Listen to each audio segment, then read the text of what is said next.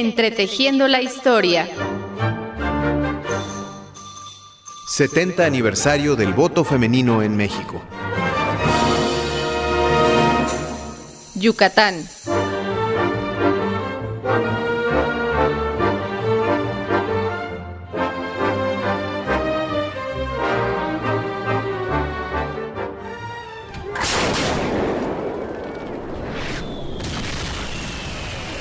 En la segunda década del siglo pasado, mientras Europa estaba inmersa en la primera de las guerras que redefinirían su destino, México también se encontraba en un profundo proceso de transformación económico y social que lo marcaría a lo largo del siglo XX, la Revolución Mexicana. Mientras los hombres se peleaban en los campos de batalla a lo largo y ancho del país, las mujeres mexicanas comenzaron a alzar la voz para quitarse la losa de desigualdad que siglos de machismo había puesto sobre ellas.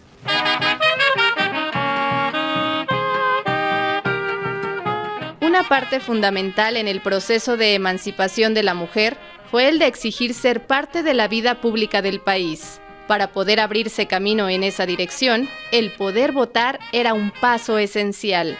En 1916, en el sureste de la República, un grupo de mujeres activistas decidieron aprovechar los vientos de cambio para organizar los primeros 2 congresos feministas de Yucatán. Era el inicio del movimiento sufragista mexicano.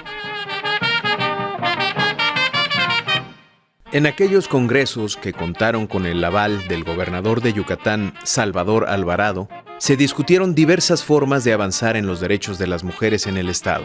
En lo que al voto femenino se refiere, el debate fluctuó entre posiciones encontradas. Mientras había quien argumentaba que el sufragio femenino rompía con las tradiciones y hasta era una amenaza para la familia, había quien abogaba por hacer del derecho al voto uno pleno y a todos los niveles. Al final se acordó que el voto debía de exigirse a nivel municipal, pero que era muy pronto para que las mujeres pudieran aspirar a un puesto de elección popular. Lo que era llamado voto pasivo, tener derecho a votar, pero no a ser electa. En aquel momento, el movimiento feminista yucateco llama la atención en todo el país, pero su fuerza mediática no fue lo suficientemente fuerte para que el voto femenino fuera considerado ni debatido en el Congreso Constituyente de 1917. Pero este era solo el comienzo. El sendero sufragista mexicano, del cual las mujeres yucatecas fueron sin lugar a dudas pioneras, ya comenzaba a ampliarse.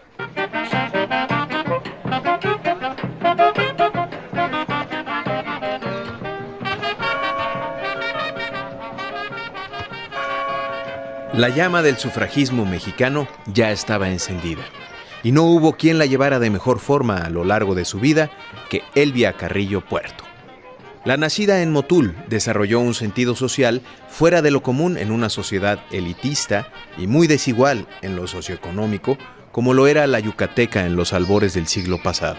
Ser partidaria del constitucionalismo durante la Revolución Mexicana le granjeó el apoyo de prominentes políticos de la entidad, quienes en 1923 abrieron la puerta para que Elvia, junto con Beatriz Peniche y Raquel Zip, se convirtieran en las primeras mujeres en formar parte de un cuerpo legislativo en México.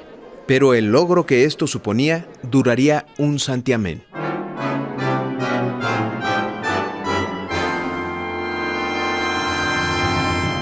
Su hermano Felipe Carrillo Puerto, quien era gobernador de Yucatán desde 1922, es apresado junto con 3 de sus hermanos en diciembre de 1923, esto en el marco de la rebelión de Adolfo de la Huerta en contra del presidente Álvaro Obregón.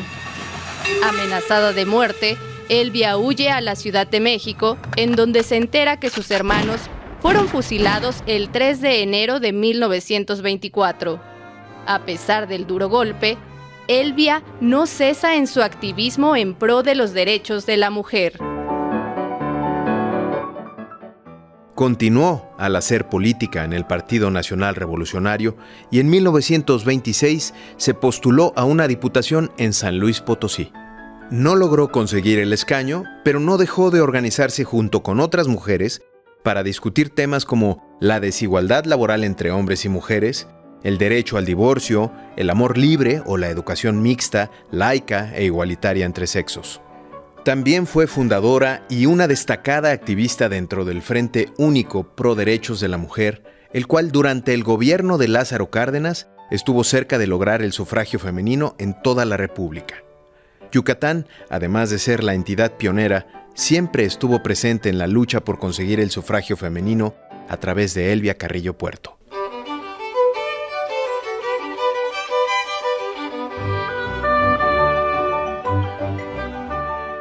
Tras años de lucha y un paulatino retiro de la vida pública nacional, Elvia logró ver a las mujeres votar en 1953.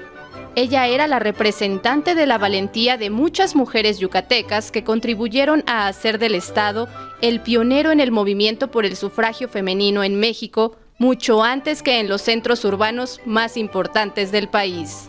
Las yucatecas pusieron la primera piedra. El resto es historia. Esto fue Entretejiendo la historia. 70 aniversario del voto femenino en México.